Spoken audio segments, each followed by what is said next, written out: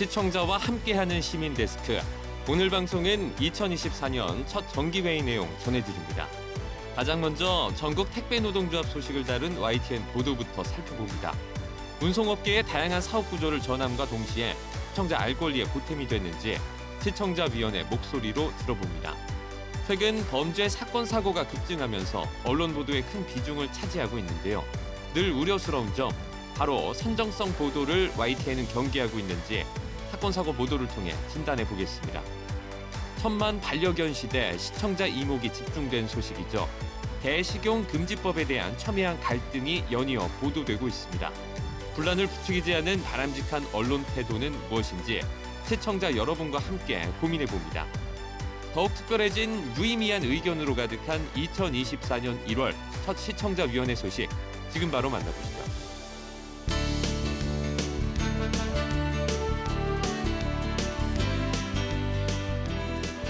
한 주 동안 안녕하셨습니까? 정중입니다. 소환 대안이 넘어가고 벌써 입춘이 됐습니다. 한 해의 시작, 또 봄의 시작을 알리는 설렘 가득한 절기인데요. 과거 농경사회에서는 농사의 기준이 되는 첫 번째 절기로 큰 의미가 있었는데 이제 현대인들에겐 절기가 미치는 영향은 적어졌습니다. 달력을 넘길 때마다 마주하는 계절의 변화 정도로 인지할 겁니다. 만물의 움직임이 시작하는 시점인 만큼 자연의 변화가 고스란히 투영된 달력을 펴서 한 해를 계획해보고 또 이 지난 날을 반성해보는 시간을 가져보는 것도 좋을 것 같습니다. 오늘 시민데스크도 지난 한 달을 돌아보고 반성해보는 시간으로 준비했습니다. 2024년 첫 시청자위원회 소식입니다. 화면으로 만나보시죠.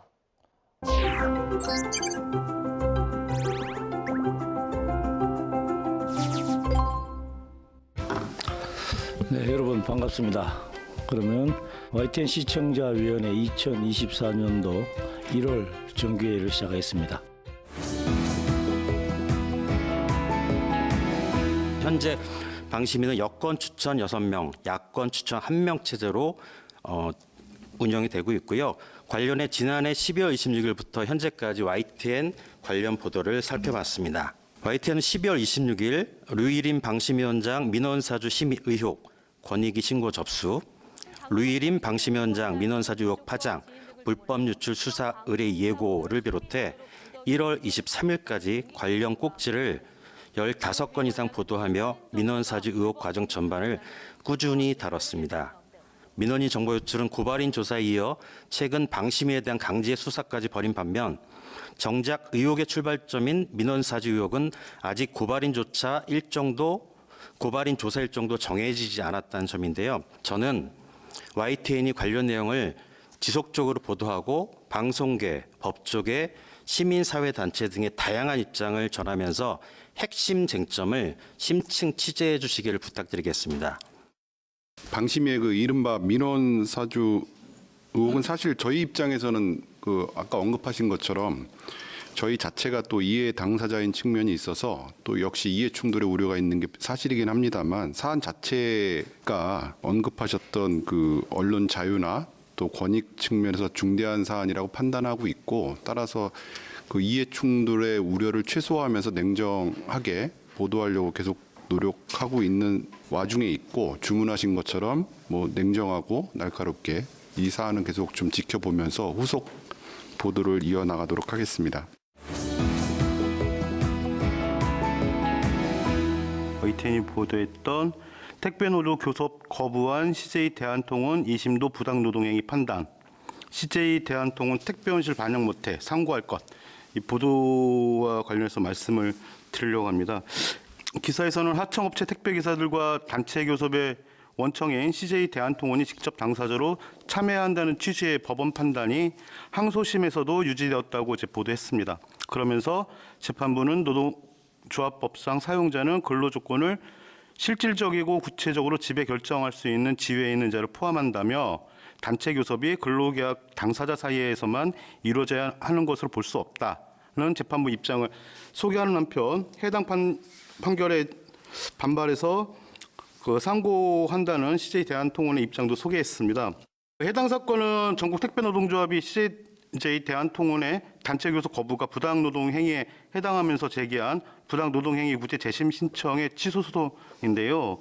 CJ 대한통운은 비록 대리점 택배기사의 원 사업주는 아니지만 택배노조가 요구한 6개 교섭 위제에 대해서 실질적이고 구체적인 지배 결정권을 가지고 있다고 판단되므로 CJ 대한통운은 노조법상 단체 교섭 의무를 부담하는 사용자에 해당하므로 택배노조의 그 교섭 요구에 응하지 않은 것은 부당 노동 행위이다라는 재심 판정을 중노위가 했는데요.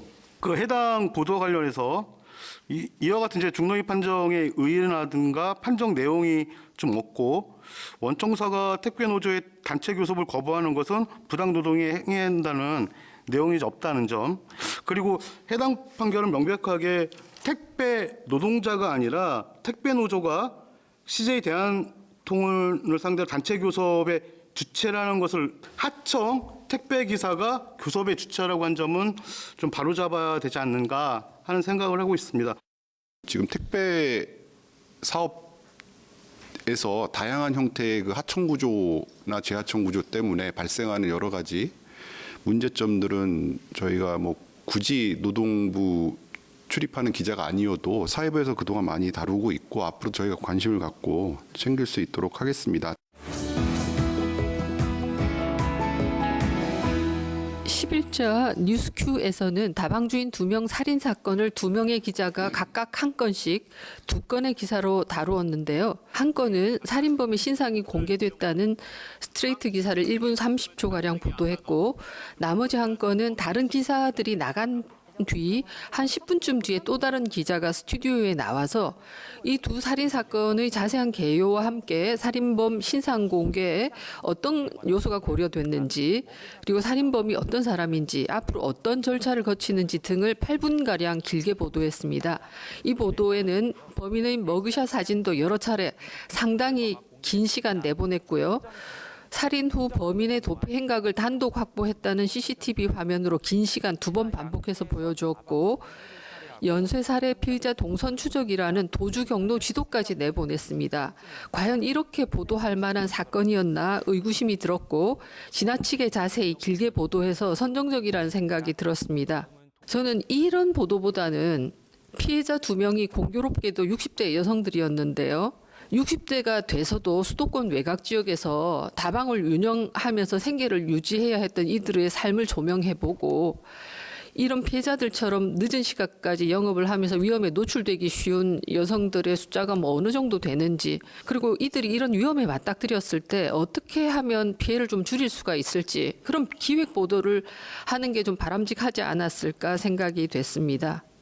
아마 그 조금 그러니까 선정적으로 느끼실 만한 부분이 있을 수 있다고 생각하고, 굳이 줄여 나가야 된다고 생각하고 굳이 이제 변명 아닌 변명을 하자면 이게 관성이 좀 작용했던 것 같습니다. 이게 저희가 초반에 조금 그 부분을 많이 좀 이렇게 다루다 보니까 그 관성의 영역 안에서 그걸 종결하는 과정에서 말씀 주신 것처럼 신상정보공개심의위원회 거쳐서 공개된 거로, 머그샷도 상당히 좀 이례적으로 아직 법이 강제로 시행되지 않는 상황에서 이례적으로 공개된 부분이어서 저희가 조금 필요 이상으로 좀 부각을 시킨 면이 없지 않아 있을 수 있고요. 아무래도 그런 선정적인 부분이 출연을 선택하는 과정에서 전혀 없다고는 못할 것 같고, 그 부분도 한번 좀 다시 한번 챙겨볼 수 있도록 하겠습니다.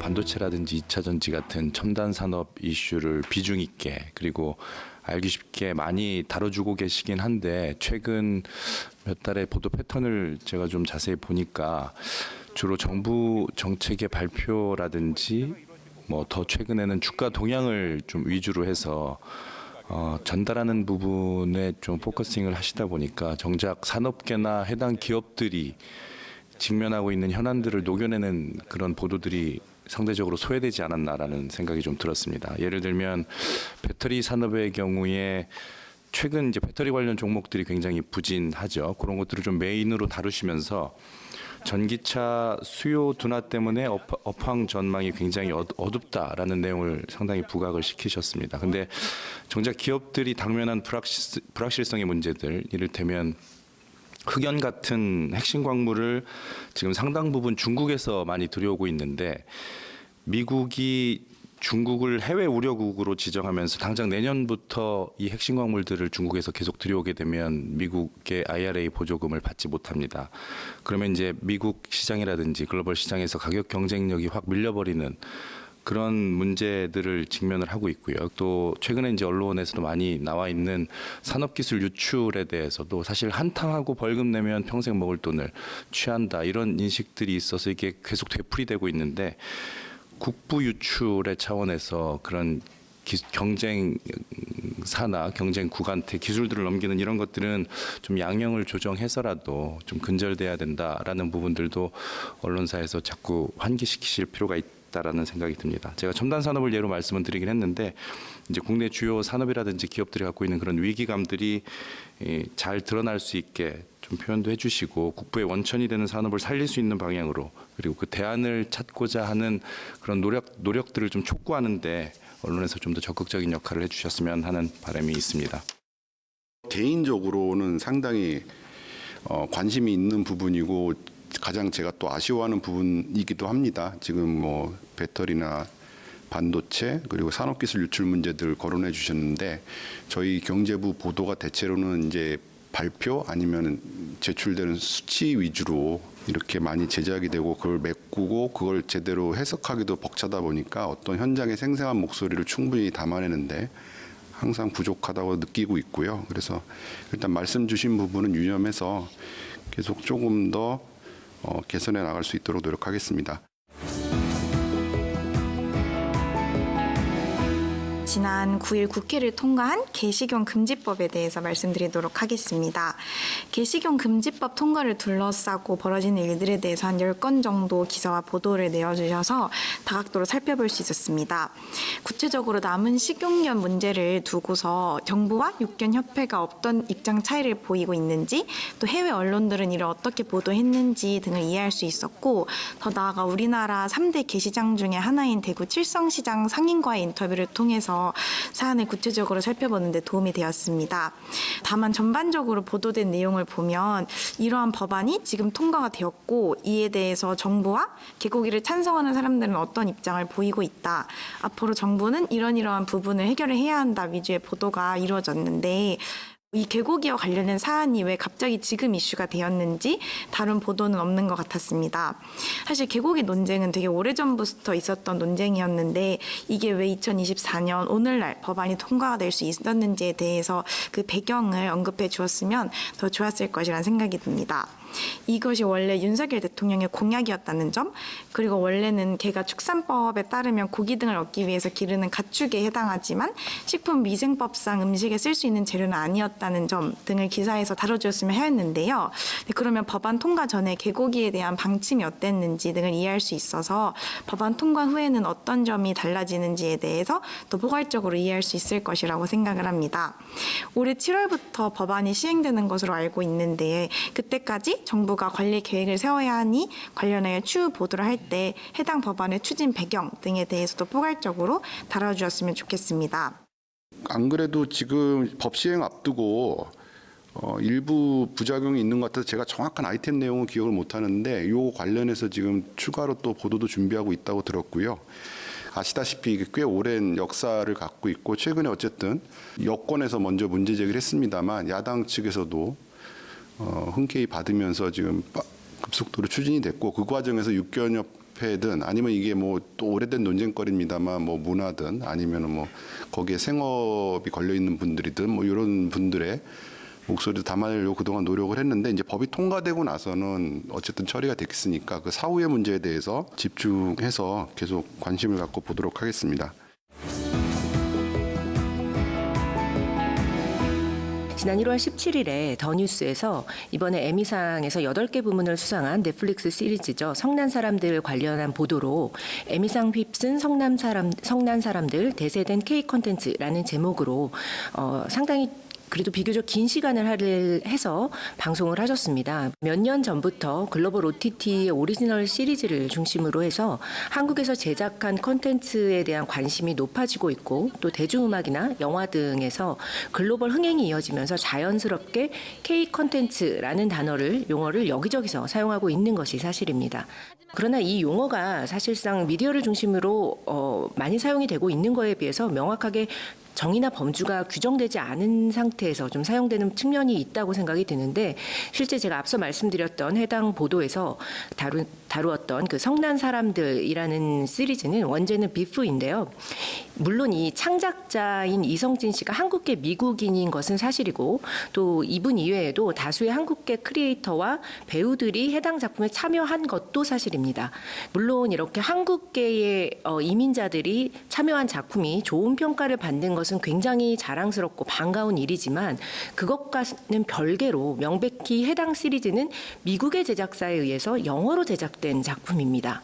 그럼에도 불구하고 단지 한국계 미국인이 창작자 배우로 참여했다는 이유로 K 콘텐츠라고 이름을 붙일 수 있는가 또는 그 외에 이러한 작품들을 K 콘텐츠라고 부른다면 다른 보도에서 사용되고 있는 국내에서 창작되고 제작된 K 콘텐츠라는 용어와는 어떻게 구별되는가에 대한 기준이 좀 필요하지 않을까라는 생각이 듭니다. 물론 YTN만 이 용어를 사용하고 있는 것은 아닙니다만 YTN이 이런 부분에서 중심을 잡아주셨으면 좋겠다라는 생각에서 그런 취지에서 말씀을 드리고 있고요. 그래서 미디어의 파급력을 고려했을 때 조금 더 신중하게 용어를 선택하고 사용할 필요가 있다고 생각이 듭니다. 저희가 중심을 잡아야 되는데 저희 안에도 논란이 있습니다. 그래서 사실은 이거 갖고 그날 아침에 얘기가 좀 있었어요. 왜냐하면 이거를 K 콘텐츠라고 부르지 이름을 붙이지 않아도 과연 어느 정도 비중으로 볼 거냐에 대한 거는 단순히 그 작품에 대한 관여도의 차이도 있겠지만 이게 어느 정도 쉽게 얘기하면 이제 한국적인 것을 어느 정도 우리가 비중을 놓고 보느냐에 따라서 이걸 어느 수준으로 다룰까가 결정이 되기 때문에 저 개인 의견은 사실은 크게 저는 이렇게 별로 그랬는데 그 뭐 구성원들 생각은 좀 달랐고 해서 했는데 고민스러운 지점이네요. 이거 뭐 저희가 딱 획일적으로 일률적으로 정하기도 쉽지 않은 문제고 설령 정한다고 해서 그것이 다른 보시는 시청자분들께서 쉽게 수용해 줄까 문제도 또 있을 것 같고 그래서 계속 고민을 해 나가겠습니다.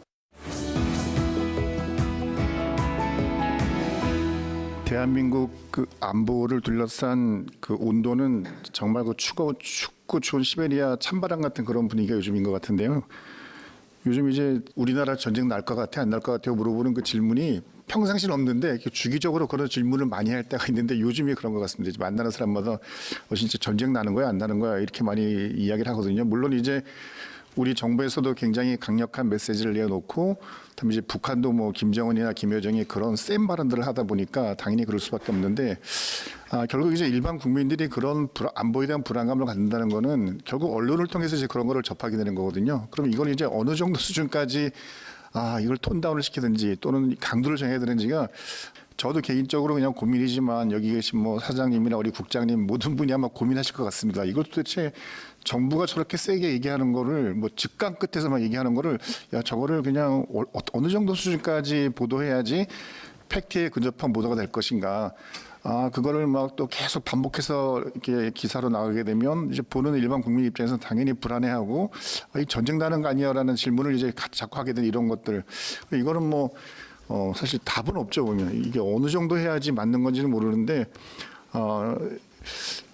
이런 고민은 뭐 기존부터 많이 하셨겠지만 어느 정도 수준의 보도가 일반 국민들이 안보에 대해서 정확하게 이해를 하고 오히려 정확한 판단을 할 수 있는 보도가 될 수 있는가라는 고민을 그냥 더 해주셨으면 하는 부탁 말씀을 일단 드리고요.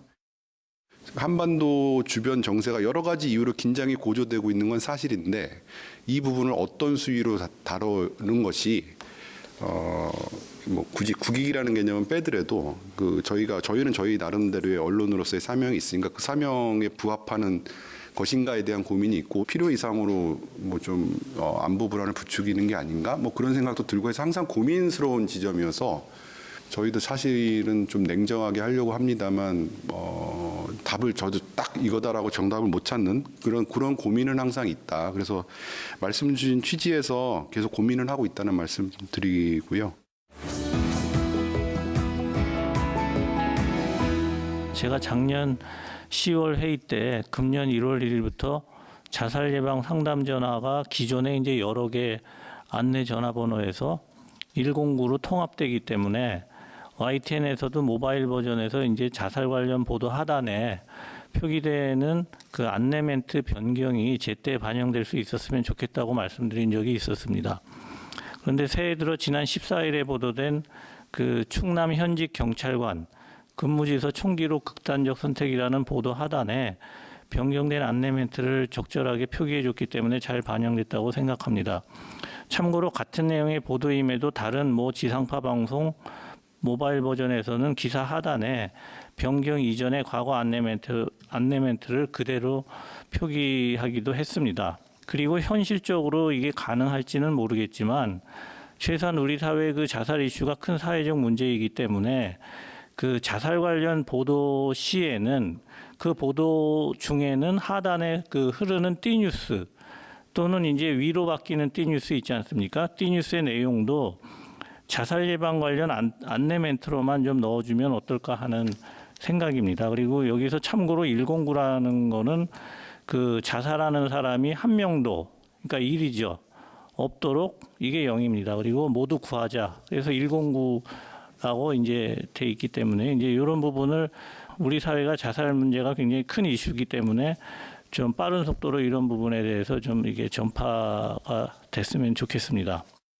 자살 예방 상담 전화가 이제 올해부터 통합 운영되고 있고, 그거는 지금 다 바로 적용이 돼서 그 새로운 안내 멘트가 다 지금 노출이 되고 있는데, 지금 통합된 전화번호인 109를 좀 더 많은 분들이 인지할 수 있게 노력을 기울여 달라는 취지에서 이제 관련 콘텐츠가 나갈 때 이렇게 하단 스크롤 같은 걸 할 수 있는 방법이 있느냐고 찾아봐 달라고 말씀을 주셨는데, 일단 일감으로는 쉽지는 않을 것 같아요. 바로바로 맞춰서 하는 거. 근데 이제 109 자체를 어떻게 좀 더 많이 노출해서 많은 분들이 인지할 수 있게 하느냐, 이 부분에 대한 거는 계속 좀 고민을 해 나가겠습니다. 지난 1월 23일 유튜브에서 스트리밍이 시작된 에디터픽 총선 싸가지에 대한 정치적 고찰 85년생 싸가지 이준석이라는 영상에 대한 의견을 드리고 싶은데요. 이 영상은 정치사에서 큰 이슈가 있었던 그 역사적인 사건들과 그리고 현재의 흐름을 다양한 역사적인 자료 화면들과 함께 제공을 함으로써 시청자들에게 재미있게 정보를 전달하는 콘텐츠라는 장점이 있는 콘텐츠라고 생각이 들었습니다.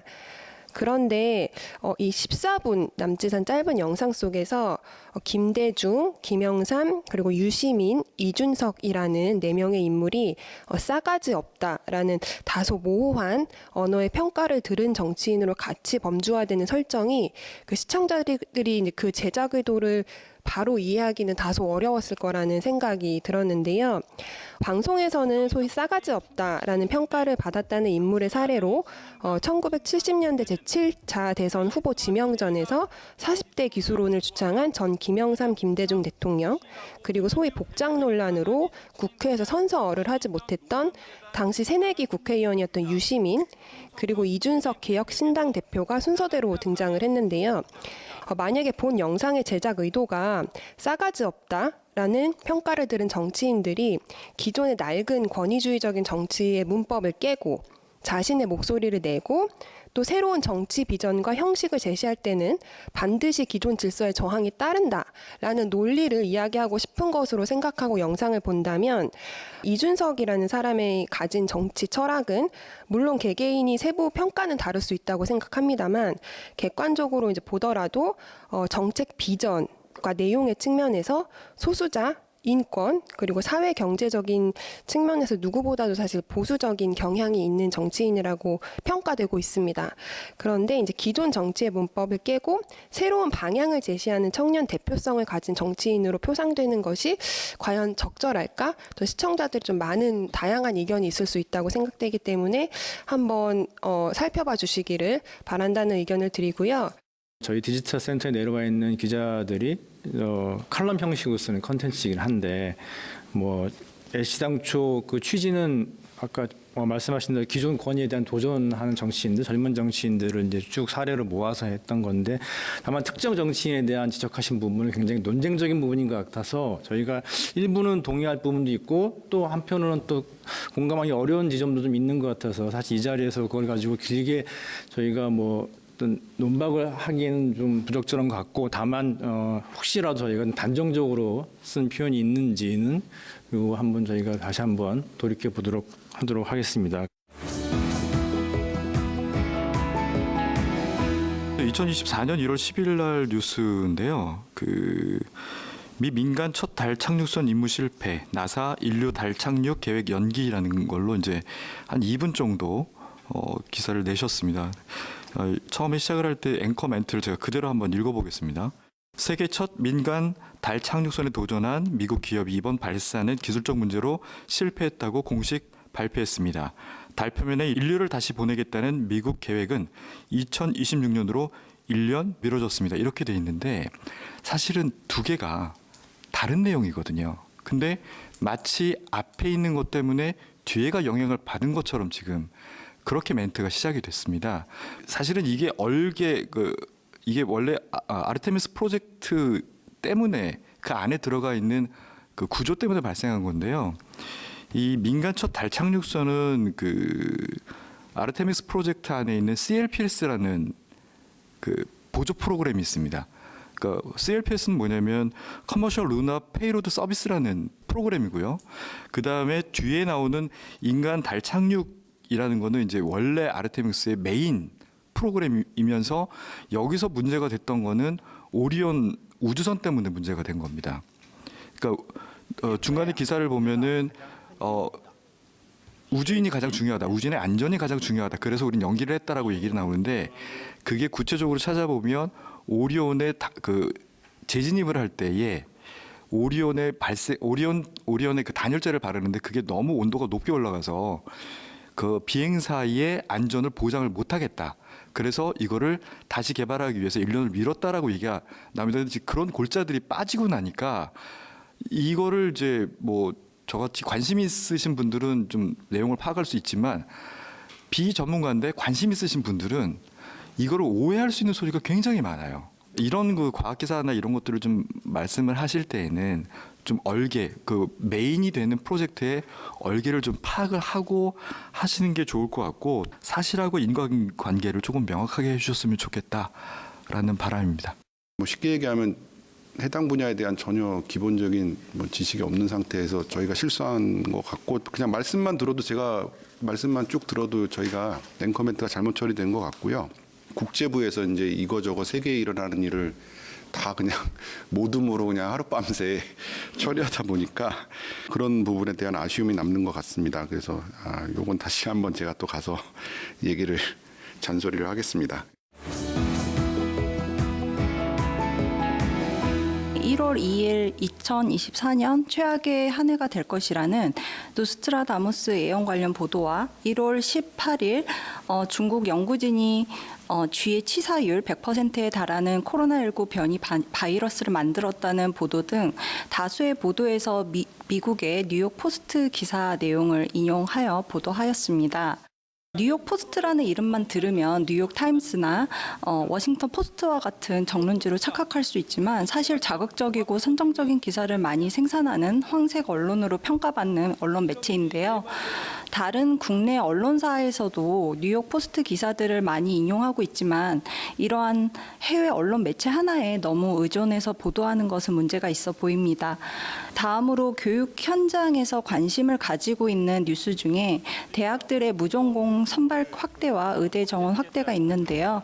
아직 진행 중인 사안이다 보니 YTN에서도 각각의 내용을 지속적으로 보도하고 있는 걸로 압니다.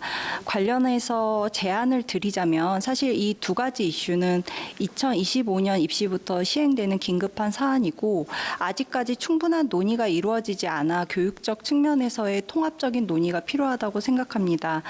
보도하셨다시피 무전공 선발은 학생들의 선택권을 보장한다는 긍정 긍정적인 측면도 있지만 인기 학과로의 쏠림 현상과 비인기 학과에 대한 외면이라는 문제점도 가지고 있습니다. 또한 의대 정원 확대로 인해 무전공으로 선발된 학생들의 추후 이탈도 우려되는 상황입니다. 따라서 2025년부터 큰 변화가 예고된 대학 교육 현장을 종합적으로 진단하는 보도도 기획을 고려해 주셨으면 좋겠습니다.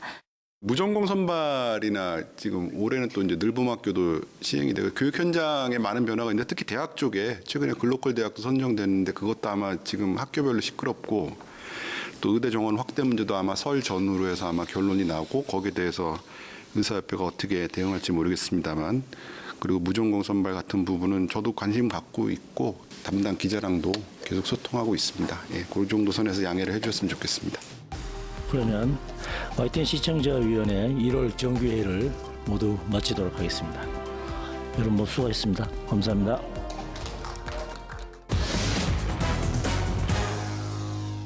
시민데스크는 시청자 목소리로 YTN을 되돌아봅니다. 방송에 대한 여러 의견들 SNS와 홈페이지를 통해서 남겨주시고요. 저희는 다음 주에 더 새로운 의견으로 돌아오겠습니다. 시청해주신 여러분 고맙습니다.